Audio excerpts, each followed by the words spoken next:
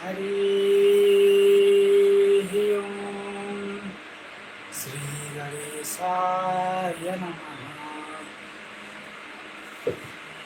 नारायणं नमस्कृत्य नरं चैव नरोत्तमं देवीं सरस्वतीं व्यासं ततो जयमुदीरये। लक्ष्मीनाथसमारम्भां नाथयामुनिमध्यमाम् अस्मदाचार्यपर्यन्तां वन्दे गुरुपरम्पराम्। लक्ष्मीनाथसमारम्भां नाथयामुनिमध्यमाम् अस्मदाचार्यपर्यन्तां वन्दे गुरुपरम्पराम्। आए हुए सभी भक्तों को जय श्रीमन्नारायण, जय श्री कृष्णा, जय श्री राधे, जय श्री श्याम। आए हुए सभी भक्तों को जय श्रीमन्नारायण, जय श्री कृष्णा, राधे राधे।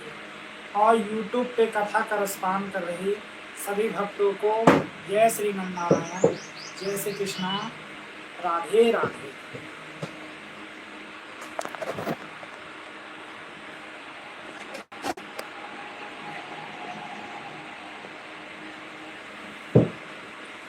और हमारी कथा दूर दूर तक यूट्यूब और इंस्टा और फेसबुक के माध्यम से दूर दूर तक लोगों को पहुंच रही है। दूर दूर तक भक्तें श्रवण कर रहे हैं, इस कथा का लाभ उठाते हैं। बहुत दिनों से जुड़े हुए इस प्रवचनों का ध्यान करते हैं। इस प्रवचन में हर चीज बताया जाता है, हर चीज का सिद्धांत, हर चीज का मूल्य है, हर चीज का ज्ञान है, हर चीज का ज्ञान है।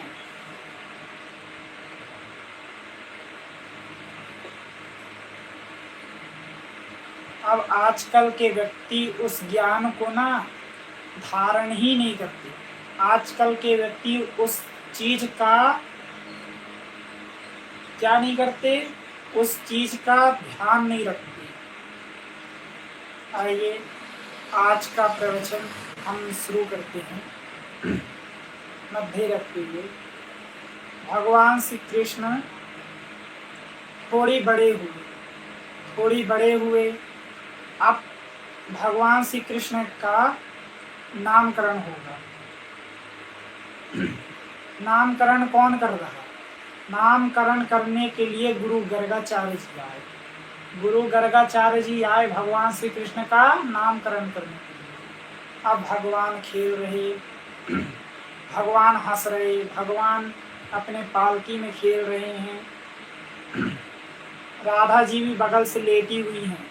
अच्छा ये बताओ, राधा जी जो हैं, राधा जी का भी नाम किसने रखा? राधा जी का भी नाम गुरु गर्गाचार्य जी ने रखा हुआ है कि नहीं है? गुरु गर्गाचार्य जी ने भी राधा जी का नाम रखा है। वहीं पे तीनों माताओं के पुत्रों को रखा गया है ना। रेवती माता के बलराम, यशोदा माता के कृष्ण, है ना। अब गुरु गर्गाचार्य जी नाम रख रहे हैं। सबसे पहले किसका नाम रखा गया? सबसे पहले बड़े भाई का नाम रखा गया। किसका? बलराम का। वो कैसे? अब गुरु गर्गाचार्य जी पत्र देख रहे हैं। गुरु गर्गाचार्य जी पत्र देख रहे हैं। बल अधिक होने से नाम पड़ा बलराम, है ना। मतलब ये बड़े बड़े कार्य करेंगे, बड़े बड़े काम करेंगे, इसलिए इनका नाम रखा गया बलराम।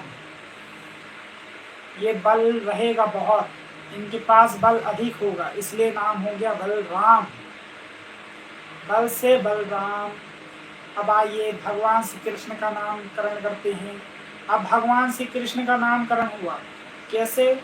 अब भगवान श्री कृष्ण का नामकरण हुआ कर सादि कर सहे, कर से करदाई कृष्ण।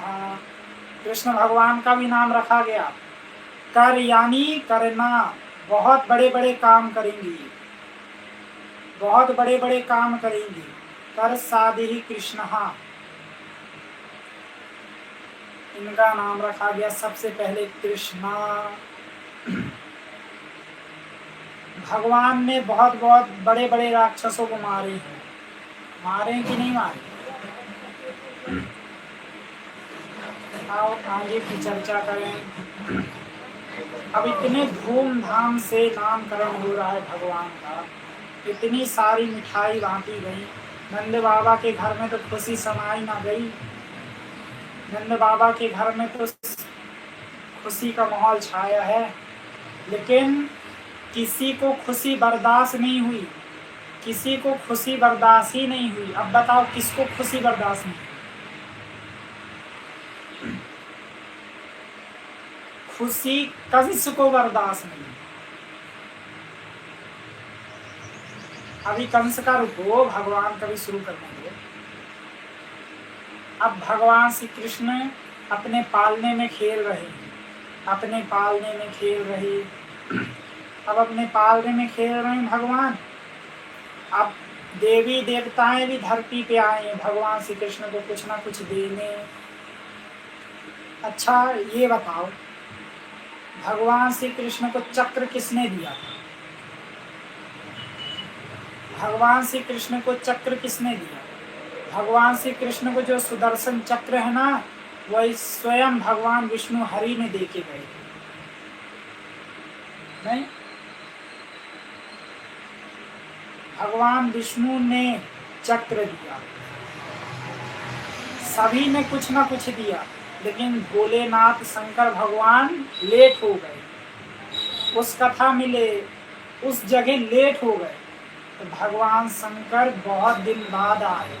अब बहुत दिन बाद ये आए, लेकिन अभी पूतना की कहानी बाकी है। भोलेनाथ जी की अभी कहानी सुनाएंगे। अभी पूतना मौसी की बारी है। अब भगवान श्री कृष्ण अपने आंगने में खेल रहे थे, आंगने में खेल रहे थे। कंस को पता चल गया कि मेरा जो भांजा है ना, वो गोकुल में नंद बाबा के घर में जन्मे, मेरे कारागार में छोड़ के नंद बाबा के घर में जन्मे हैं। तो कंस क्या किए? कंस ने योजना बनाई, योजना बना के कहाँ गए? अपनी बहन के पास गए। बहन क्या कर रही थी? बहन सो रही थी, पूतना मौसी सो रही थी। अब पूतना मौसी को उठाया गया। पूतना मौसी, हाँ भैया बोलो क्या काम है? कंस बोले बहुत बड़ा काम करना, हम तुम्हें इनाम देंगे, हम तुम्हें इनाम देंगे, बहुत बड़ा कार्य है। अब कंस समझाए, सुनो इस बालक को मारना है। ये कौन है भैया? ये मेरा भांजा है, ये मुझे बड़े होकर ये मुझे मारेगा, इसे मारना है। पूतना मौसी समझ गई, पूतना मौसी समझ गई। अब पूतना मौसी, अब देखो क्या युक्ति लगाती है। पूतना मौसी गई और जाते जाते क्या किया? पूतना मौसी ने जाते जाते श्रृंगार किया। पूतना मौसी ने जाते जाते श्रृंगार किया। किसका? अपना खुद का, अपना खुद का श्रृंगार किया, 16 श्रृंगार। इतनी सुंदर बन गई पूतना मौसी कि किसी को ने कोई नहीं पहचान पाया कि पूतना है। अब धीरे धीरे गोकुल की गलियों में पहुंचने लगी, और गोकुल की गलियों में जैसे ही कदम रखा, और से कुछ सखी पानी भर रही थी, कुछ काम कर रही थी, कुछ झाड़ू चौका बर्तन कर रही थी। लेकिन जैसे ही पूतना मौसी पहुंची, और से जितनी सखी थी सब देख के बोली, अरे बाबा, अरे दादा, ये क्या भाई, बड़ी सुंदर स्त्री नारी है, बड़ी सुंदर है, बड़ी भाग्यशाली, बड़ी सुंदर है। पूतना मौसी बड़ी ठुमक ठुमक के चल रही है, पूतना मौसी ठुमक ठुमक के चल रही हैं। अब देखो आगे क्या होता है। अब आगे क्या होता है? अब पूतना मौसी एक स्त्री से पूछी, सुनो ये नंदरानी यशोदा माता का घर किधर है? अब लोगों ने पूछा किस कार्य से आई हो? अरे वो यशोदा के घर में ना लल्ला हुआ है ना, मैं उसके लिए बधाई लेके आई। अच्छा, सभी ने बोला वाह बढ़िया है। सभी ने बता दिया ये नंदरानी का घर है, आप जाओ। जैसे पूतना मौसी एंट्री करी, औसी यशोदा माता बाहर खड़ी ही थी। यशोदा माता से बोला गया, अरे नंदरानी तनिक अपने छोरा को दर्शन तो कराई दे। नंदरानी बोली ऐसे ना करवाऊंगी, पहले तो बैठ दो, पहले बैठ फिर करवाऊंगी दर्शन अपने छोरा का, अभी ना करवाऊंगी, पहले तो बैठ फिर जाके तुम्हें दर्शन करवाऊंगी। अब पूतना मौसी को बैठाला गया। अब नंदरानी से बोला गया, सुंदी यशोदा, तेरे घर में छोरा भाव है, तैं मेहमानों को मीठा न करवाए, मुंह मीठो न करवाए। अब नंदरानी बोली, अरे बैठ तो मैं करवाओ तू।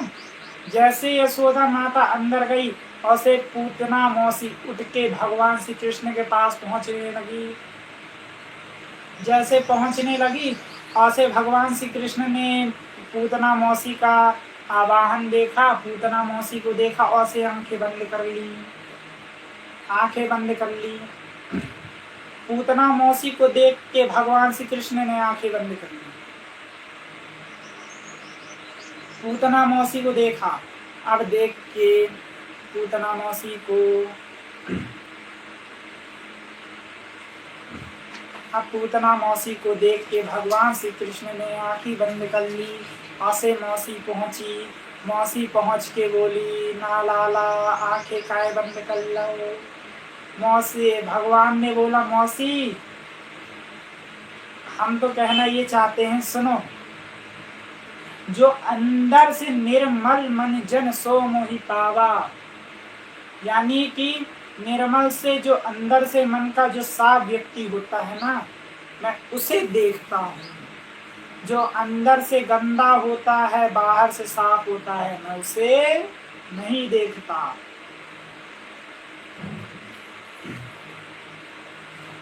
ऐसे अब नंदरानी से बोला गया, नंदरानी मिठाई लेके आई। नंदरानी बोली, सुंदी यशोदा, मैं तने मेरे जो दूध है ना, मेरे दूध के अंदर अमृत भरा हुआ, तेरा छोरा पी लेगा ना सदैव के लिए अमर हो जाएगा। यशोदा माता ने बोला, अच्छा तो पिला दे। जैसे पूतना मौसी गोदी में ली, जैसे अपना दूध पिलाने को मौसी करी, भगवान श्री कृष्ण ने जाके पकड़ लिया। भगवान श्री कृष्ण ने पकड़ा और पकड़ के इतना तेज भगवान ने पकड़ा पूतना मौसी को। पूतना मौसी छटपटाने लगी, पूतना मौसी, बालक छोड़ दे, बालक छोड़ दे। भगवान श्री कृष्ण ने बोला, मौसी सुनो, मैं जिस व्यक्ति को पकड़ लेता हूँ तो उसे कभी छोड़ता नहीं, जिस व्यक्ति को अगर छोड़ देता हूँ उस व्यक्ति को पकड़ता नहीं हूँ। मौसी का फिर कर दिया गोविंदाय नमो नमः। बोलिए गौरी गोपाल भगवान की जय। अब पूतना मौसी का हो गया उद्धार।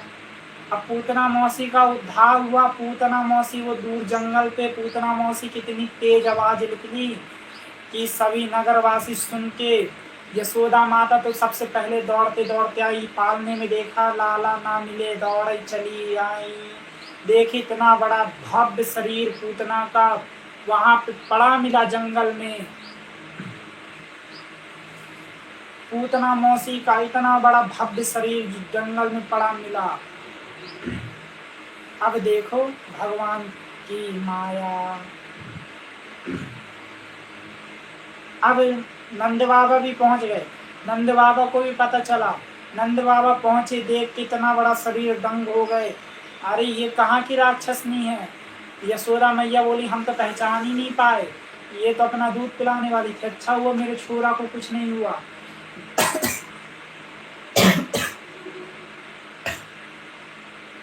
भगवान श्री कृष्ण पूतना मौसी का गोविंदाय नमो नमः करके उसके छाती के ऊपर बैठ के खेल।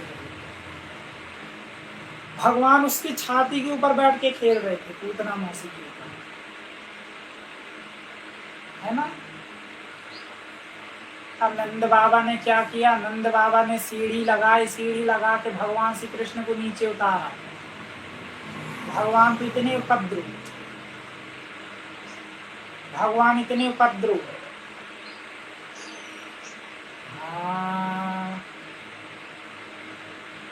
चंदन का है पलना, रेशम की है डोर, वृंदावन में झूला झूले नटवर नंद किशोर।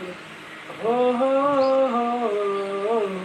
चंदन का है पलना, रेशम की है डोर, वृंदावन में झूला झूले नटवर नंद किशोर। देखे सोदा मैया मन मन फूले, आज कन्हैया मेरो पलना में झूले। आज खुशी छाई है, आज खुशी छाई है गोकुल में चारों, वृंदावन में झूला झूले नटवर नंद किशोर।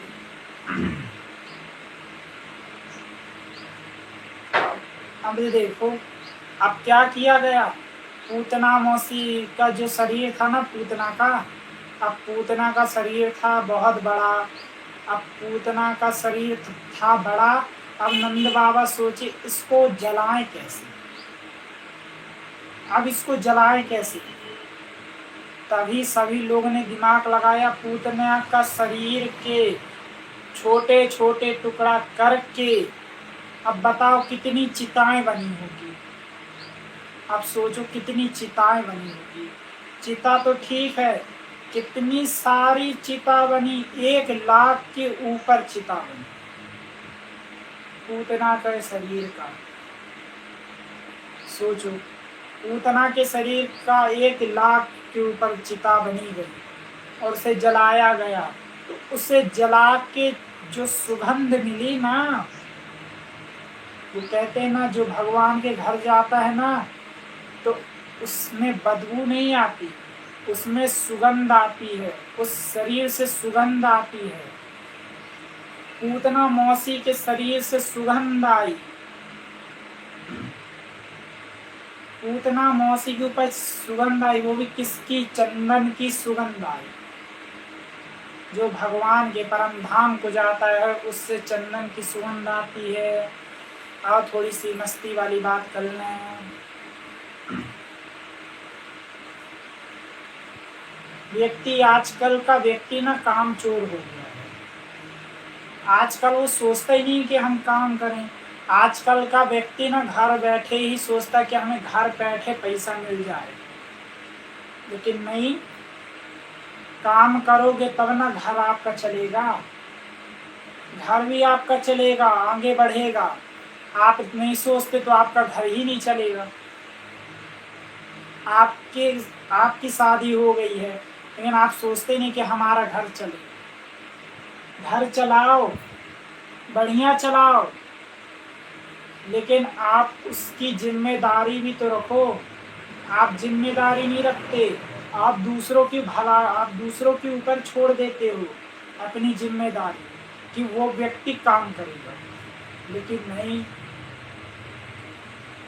आपको अपना खुद का पेट भरना है, आपको अपना खुद का शरीर भी तो चलाना पड़ेगा। आप अपना खुद का शरीर चलाओगे ना तब जाके आपका पेट भरेगा। आप नहीं सोचोगे तो आपका पेट नहीं भरेगा। गौरी गोपाल आश्रम में स्वयं महाराज जी सेवाएं कर रहे हैं तो कितने लोगों का पेट भर रहा है। अब सोचो कितने लोगों का पेट भर रहा है गौरी गोपाल आश्रम में। व्यक्ति को ना हमेशा अच्छे कर्म करना चाहिए। एक तो पहली बात, कल हम आप लोगों को समझाए, लेकिन कल की वीडियो में थोड़ी आवाज़ की प्रॉब्लम थी, रुकावटें आ गई, उस कारण से वीडियो बन ना पाई। उस कारण से लाइट चली, लेकिन उसमें वीडियो में आवाज़ ही नहीं थी तो लाइट ही नहीं चल पाई। बताओ। मनुष्य ना हमेशा सोचते नहीं कि हम काम ना करें, लेकिन नहीं भाई, काम करना चाहिए। काम करोगे तब का आपका पेट भरेगा, नहीं करोगे तो नहीं भरेगा।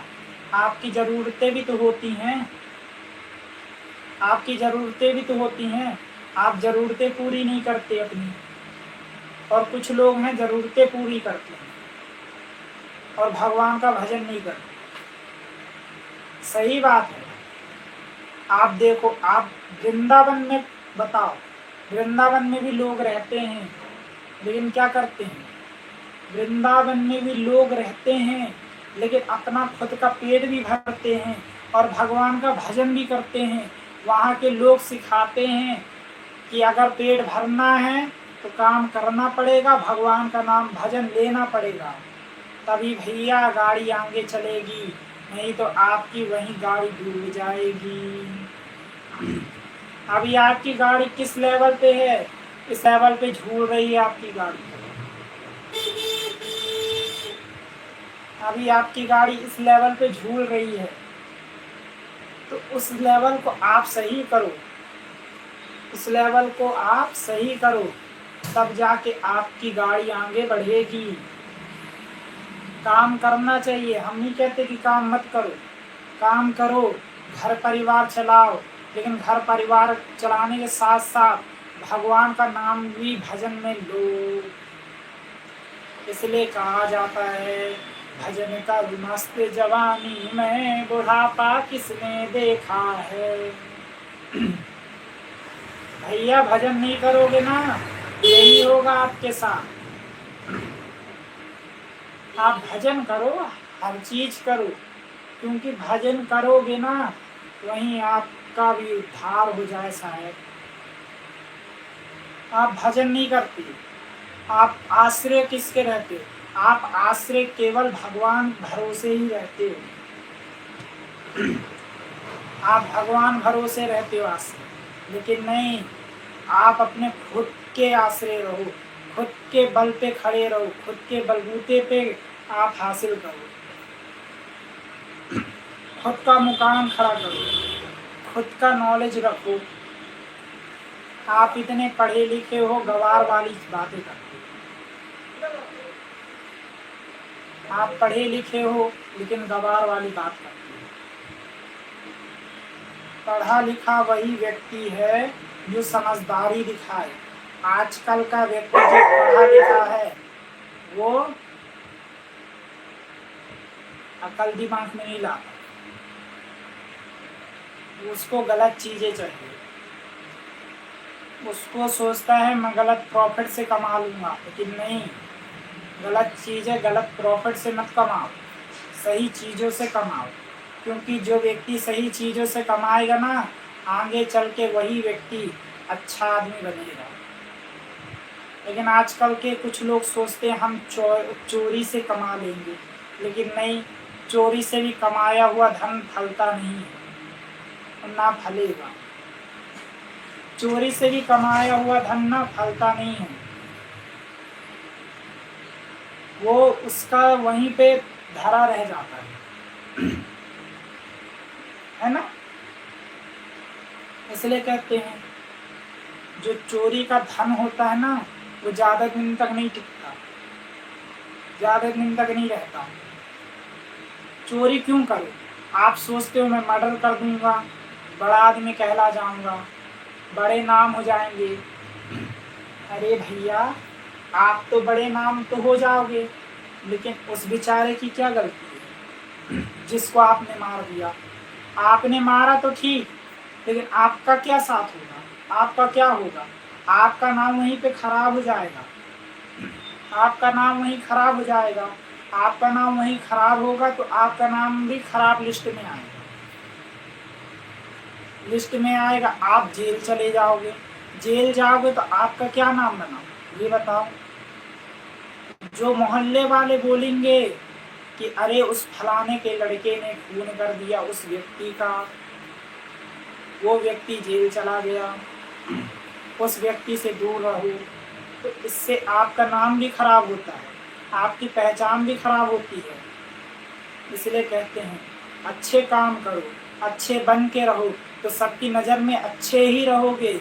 अगर आप एक काम गलत कर दोगे ना, तो उस व्यक्ति के नज़र पे, पूरी दुनिया के नज़र पे आप गलत साबित हो जाओगे। आप सही नहीं रह सकते। उस व्यक्ति के, आप पूरे मोहल्ले के नाम पे गलत हो जाओगे। आज मैं हूँ, आज मैं अच्छी चीज़ें कर रहा हूँ, अगर मैं अभी थोड़ी देर में कुछ गलत चीज़ कर दूँ, 1 सेकंड के अंदर पूरी पब्लिसिटी में फैल जाएगा कि ये व्यक्ति गलत है, ये व्यक्ति गलत है, इसके पास मत बैठो। अभी मैं सही कर रहा हूँ तो सही लोग आएंगे, सही सुनाएंगे, सही बोलेंगे। मैं थोड़ी सी गलती कर दूँ तो उसमें व्यक्ति लोग बोलने लगेंगे ये व्यक्ति गलत है, इसके आचरण गलत हैं। सही है कि नहीं है? सही है। और कुछ बातें कर लें। अभी इसी महीने में जून में, इसी महीने 2026 जून को 25 तारीख को क्या पड़ रही है? जून में 25 तारीख को एकादशी पड़ रही है, भीमसेनी एकादशी, जो अभी आएगी 24 तारीख को। हम पूरी डिटेल दे देंगे। अभी कृपया आप लोग को बता दिया जाए कि अभी भीमसेनी एकादशी आएगी, जो कि निर्जला एकादशी रहती है। जो व्यक्ति फलाहार से वो नहीं वो कर पाता, तो आप पानी पीते रह सकते हैं। पानी पी लो, अन्न खा लो, जिसको सध नहीं रहा हो, जिसको ना सधे, वो पानी, फल इत्यादि से रह सकते हैं। एकादशी के दिन क्या नहीं होता? एकादशी के दिन चावल नहीं बनते, चावल नहीं खाना चाहिए एकादशी के दिन। एकादशी के दिन चावल नहीं खाने चाहिए। क्यों? क्योंकि पाप पड़ता है। और एकादशी के दिन क्या हुआ था? एकादशी के दिन स्वयं एकादशी आके लुट गई थी। और वो एकादशी कौन है? लक्ष्मी माता की बहन एकादशी है ना, वो एकादशी है। इसलिए एकादशी के दिन चावल नहीं खाना चाहिए। जो व्यक्ति चावल खाता है उसे पाप करता है। आइए थोड़ी देर के लिए और बची कथा, जो कथा वो कल करी जाएगी। प्रवचन में बने रहिएगा। आप जिन व्यक्ति को प्रवचन में अगर हमें बुलाना हो प्रवचन के लिए 7 दिनों के लिए, तो व्यक्ति बुला सकता है। मेरे दिए गए नंबर पे कॉल कर लें, कॉल करके मुझे बुला सकते हैं। दिए गए नंबर पे जानकारी ले लें, या फिर इंस्टा पे चले जाइए, पुष्पेंद्र केवट के नाम से आप आईडी सर्च कर लीजिए, मैं आ जाऊंगा। उसमें आप जाके टाइपिंग कर सकते हैं। मेरे दिए गए नंबर पे आप कॉल करके प्रवचन की बुकिंग आप कर सकते हैं, जो कि एक कथा का हमारा रहता है 1 से 2 लाख रुपए, जो कि हमारा चार्ज है।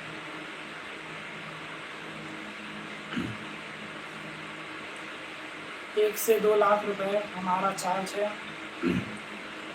आप दिए गए QR कोड से भी आप स्कैन करके हमारी वीडियो और कथा का लाभ ले सकते हैं।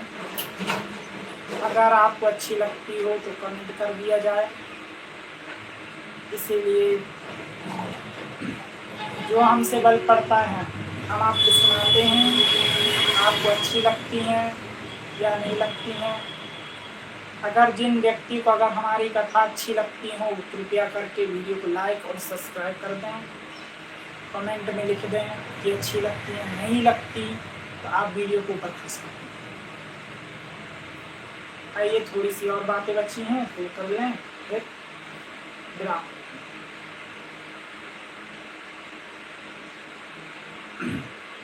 सभी लोग बोलो राधे राधे। आइए,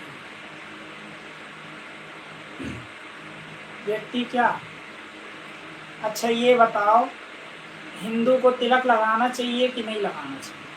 हिंदू को तिलक लगाना चाहिए। हिंदू को, आजकल के हिंदुओं को ना शर्म आती है तिलक लगाने में। आप छोटा सा यहाँ पे तिलक लगा लो, बड़ा सा तिलक लगा लो, या फिर जो आपके गुरुजी ने आपको तिलक के रूप में आपको गुरु मंत्र दिया हो वो आप लगा लो।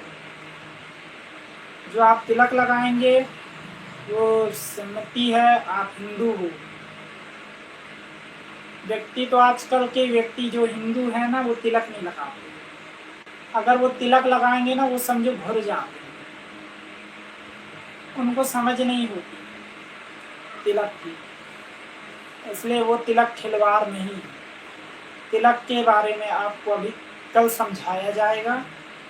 आज की बातें यहीं, 24 तारीख को आपको बता दिया जाएगा एकादशी के बारे में। आइए चलते हैं। सुनने वालों प्रवचन देता यहीं विराम, कल फिर हम सुनवाएंगे लेकर कृष्ण का नाम। सभी को राधे राधे, जय श्री कृष्णा, जय गौर गोपाल।